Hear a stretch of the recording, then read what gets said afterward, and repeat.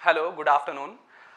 Introduction तो हमने इस वीडियो का फेसबुक पर ही आपको दे दिया है और आगे हम इस पर बात करें तो क्या हुआ है हाल ही में जिस प्रकार से नेपाल ने भारत के कुछ क्षेत्रों पर अपना दावा किया है, वो क्षेत्र भारत के ही अंडर थे, पहले से ही अंडर आते हुए आ रहे थे। संगोली की संधि 1815 से लेकर और वर्तमान 2020 तक लिम्पियाधुरा, कालापानी और लिपुलेख वाला क्षेत्र भारत के ही पास है और वहां पर भारत के ही लोग रह रहे हैं। उनमें वो लगातार डेमोक्रेटिक रूप से सारे इलेक्शंस में पार्टिसिपेट करते रहे हैं और किसी भी प्रकार का विवाद नहीं खड़ा हुआ है।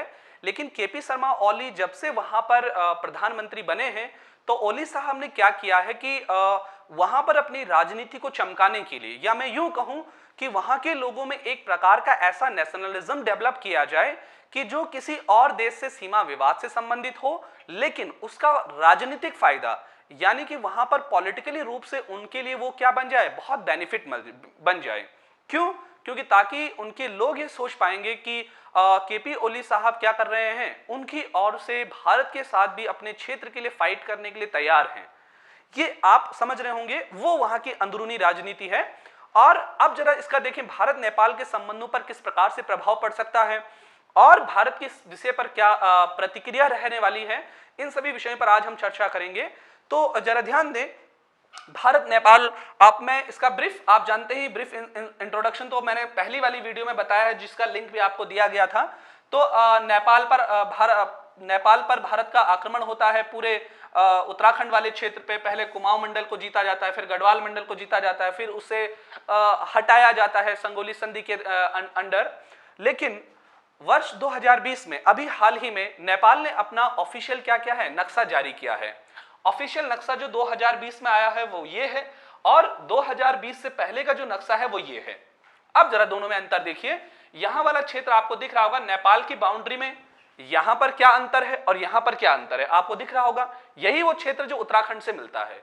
तो यहां पर आपको जो अभी जारी किया है उसमें आप ये देख रहे होंगे, एक ये नया प्लेस, ये जो बाहर की निकला हुआ टेल है, ये जो पूंछ सी आपको दिख रही है, ये नया क्षेत्र है और यहां पर वो नहीं है। तो नेपाल ने उस विवादित जो क्षेत्र, जो नेपाल के द्वारा विवादित है, भारत के द्वारा विवादित नहीं है, भारत के द्वारा तो वो हमारा ही है, अब उसको क्षेत्र को क्या कर दिया, अपने ऑफिशियल नक्शे पर दावा ठोक दिया है। अच्छा जरा ध्यान दें, वो दावा किस प्रकार का है, जरा हम उसे देख लेते हैं। तो जरा सभी लोग इस वाले फोटोग्राफ में देख लीजिए वो क्षेत्र कौन सा है, यानी कि आप यहां पर इसे अच्छे समझ सकते हैं। ये देखिए, ये वो क्षेत्र है जो बाहर की तरफ निकला हुआ वाला क्षेत्र है। ये देखिए, ये पूरा क्षेत्र देखिए, यहां पर आप देख सकते हैं इस प्रकार से। तो यहां तक तो पुरानी सीमा थी, अब नेपाल ने इस पूरे क्षेत्र को भी अपने में दिखा दिया। ये पूंछ वाला क्षेत्र ये है। अब यहां पर 3 प्लेसेस हैं, जरा ध्यान दें। एक तो है लिम्पियाधुरा, दूसरा है कालापानी और तीसरा है लिपुलेख। अरे क्षेत्र भी भारत के पास है। तो हुआ यूं है, ये जो सीमा बना रही है ये नदी है काली नदी। अब यहां पर 2 नदियों का संगम है इस वाले क्षेत्र पर। एक है लिम्पियाधुरा के क्षेत्र से जो नदी आती है और दूसरा कालापानी क्षेत्र से जो नदी आती है। तो संगोली संधि में क्या हुआ था, आपने पहले वीडियो में समझ लिया होगा कि काली नदी जो है उसको भारत और नेपाल की सीमा मान लिया गया है। अब नेपाल ने क्या किया है कि नेपाल ने बोला है भाई काली नदी ये नहीं है। काली नदी कौन सी है, ये है काली नदी जो यहां से बहकर काली नदी में मिलती है यहां पे आके। भारत ने कहा नहीं नहीं नहीं, यही नदी क्या है, काली नदी है। बात समझ रहे, क्योंकि संगोली की संधि में क्या हुआ था कि काली नदी के ईस्ट में सारा का सारा नेपाल है और वेस्ट में भारत है। तो नेपाल ने क्या बोला, काली नदी हम इसको मान रहे हैं क्योंकि ये भी काली नदी का पार्ट है और इसके ईस्ट में ये सारा पार्ट किसका है, नेपाल का है।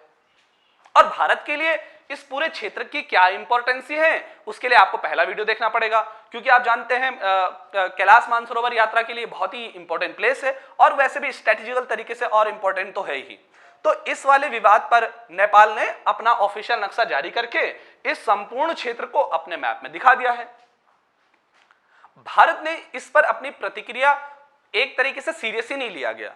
भारत ने कहा भाई ये इस प्रकार की घटना करना भाई ठीक नहीं है नेपाल के लिए। केपी ओली साहब क्या कर रहे हैं, अपना पॉलिटिकल क्या कर रहे हैं, वहां पर दबदबा बनाने के लिए भारत के साथ इस प्रकार का विवाद कर रहे हैं ताकि उन्हें राजनीतिक रूप से इसका बहुत ज्यादा बेनिफिट मिल जाए। राजनीतिक बेनिफिट मैंने पहले बता चुका हूं किस प्रकार से।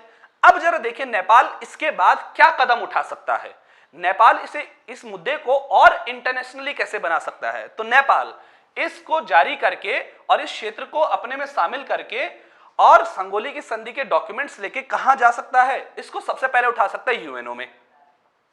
कहां उठा सकता है? यूएनओ में उठा सकता है।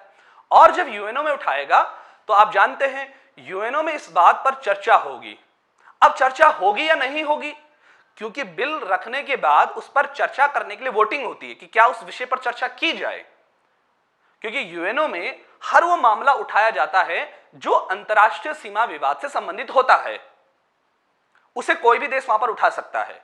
लेकिन उस बिल को रखने के बाद उस विषय पर नेपाल के जो बिल है उसे आप जानते हैं चाइना का तो पूरा समर्थन होगा, चाइना उसे पूरी तरीके से समर्थन करेगा। लेकिन वहां पर उस बिल को रखने के साथ ही हमारे जो मित्र हैं, यानी हमारा जो मित्र है रशिया, आप ये देख लीजिए ये रशिया है, रशिया उस बिल को वीटो कर देगा। वीटो कहने का क्या अर्थ होता है? वीटो कहने का अर्थ होता है रोकना। किसी भी विषय को वीटो के माध्यम से होता है कि उस देश के पास किसी भी प्रस्ताव को रखने या उस पर बात करने से संबंधित रोकने का पावर होता है, शक्ति होता है, वो रोक सकता है उसे। तो जैसे ही नेपाल रखेगा उस बिल को, वैसे ही रशिया या तो उसे क्या कर देगा? वीटो कर देगा, रोक देगा। या देखिए रशिया को ऐसा करना पड़ेगा क्योंकि चीन का आप जानते हैं पूरा समर्थन होगा नेपाल को, क्योंकि ये 5 देश के पास यूएनओ में वीटो पावर है। आप देखें चाइना, फ्रांस, यूएसए, रशिया और यूके, ये 5 देश, ये जो 5 देश हैं ये किसी भी बिल को क्या कर सकते हैं? रोक सकते हैं। ठीक है, अब रोक सकते हैं तो चाइना तो रोकेगा नहीं, चाइना तो उसे और उकसाएगा। लेकिन तब रोकेगा कौन? रशिया। रशिया को रोकना पड़ेगा, रशिया हमारा एवरग्रीन फ्रेंड है। और रशिया अगर ना रोकने की गलती करता है, वैसे गलती करेगा नहीं, तब हमारे साथ आजकल आप लोग देख रहे होंगे यूएसए की हमारे साथ घनी मित्रता हो रही है एकदम। तो इसे कौन रोक सकता है? यूएसए रोक सकता है। यानी हमें इन दोनों का समर्थन, और आप जानते हैं कहीं ना कहीं यूएसए के साथ इनके भी क्या आ जाते हैं? विचार एक साथ मिल जाते हैं। तो पहला तो हमें रशिया समर्थन करेगा, दूसरा वहां यूएसए, और चाइना तो खैर कर नहीं सकता, इन लोगों का भी हमें थोड़ा बहुत समर्थन मिल सकता है। तो उस बिल को यूएनओ में इस प्रकार से खारिज कर दिया जाएगा। नेपाल की बात को यूएनओ में सुना ही नहीं जा सकता है। ठीक है, अब इसके बाद नेपाल क्या करेगा? नेपाल उसके बाद जा सकता है, आप जानते हैं इंटरनेशनल जो कोर्ट है, हमारी जो जस्टिस है, अंतर्राष्ट्रीय न्यायालय द हेग में है, वहां उस विषय को उठा सकता है अंतर्राष्ट्रीय न्यायालय में। अब अंतर्राष्ट्रीय न्यायालय में उसे जब उठाएगा नेपाल, तो नेपाल रखेगा भाई कि भारत ने हमारे लैंड पर कब्जा कर रखा है, इसे छोड़ने के लिए कहिए।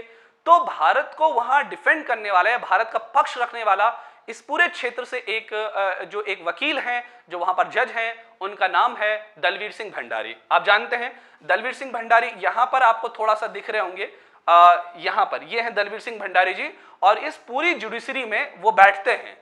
तो इंटरनेशनल कोर्ट में नेपाल के इस विषय पर धज्जियां कौन उड़ा सकते हैं? दलवीर सिंह भंडारी। क्योंकि दलवीर सिंह भंडारी आपने देखा होगा सरबजीत वाले केस पर, और जो पाकिस्तान भारत के जो संबंध वाले जो रहे हैं, उन किशन गंगा जो परियोजना है जम्मू कश्मीर में, उसमें भी भारत की जीत हुई थी। और बहुत सारे ऐसे केसेस हैं जहां पर दलवीर सिंह भंडारी ने बहुत ही मजबूती के साथ भारत का पक्ष रखा है इंटरनेशनल कोर्ट में।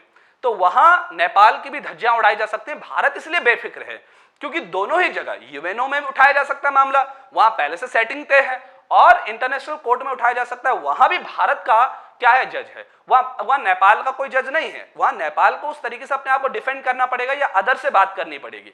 लेकिन वहां दलवीर सिंह भंडारी भारत के पक्ष में एक बहुत मजबूत व्यक्ति हैं, तो वहां भी उस बात को क्या किया जा सकता है? नकारा जा सकता है।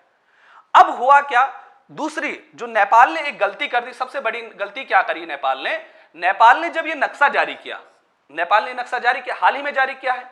जैसे ये नक्शा जारी किया तो नेपाल के केपी ओली ने क्या किया? एक 9 सदस्यीय कमेटी का गठन किया, 9 मेंबर कमेटी बनाई, और उस 9 मेंबर कमेटी बनाकर नेपाल ने यह बोला भाई तुम इस बात की जांच करो और यह सबूत लेके आओ कि ये वाला क्षेत्र हमारा है। अरे केपी शर्मा ओली, दिमाग तो ठीक है ना? क्यों? क्योंकि भाई कमेटी बनाना होता और सबूत जुटाना होता तो पहले जुटाते और फिर सबूत रखकर ये बोलते कि ये वाला क्षेत्र हमारा है। तुमने क्या किया? तुमने ये किया कि पहले इस वाले क्षेत्र को अपने में दिखा दिया, अब कमेटी बनाकर ये बोल रहे हैं कि सबूत लाइए कि ये वाला क्षेत्र हमारा है। अरे भाई जब तुमको ही कंफर्म नहीं है कि ये वाला क्षेत्र तुम्हारा है तो इसको अपने नक्शे में क्यों दिखा दिए हैं? बात समझ आ रही है ना? तो ये विषय अपने आप में ही उन्होंने खुद ही क्या बना दिया है, कंट्रोवर्शियल बना दिया है। ठीक है, तो ये था आज का विषय। और नेपाल के इतने कदम हो सकते हैं, इस प्रकार तो उनकी कोई प्रतिक्रिया नहीं होगी कि वो लड़ाई के लिए आए। आप जानते हैं नेपाल एक बफर स्टेट और उसकी पूरी तरीके से डिपेंडेंसी हमारे ऊपर है कहीं ना कहीं। ठीक है, चलिए आज के लिए इतना ही। आगे वीडियो देखिए किस प्रकार से हम इसी संबंध में दूसरा लेके आते हैं।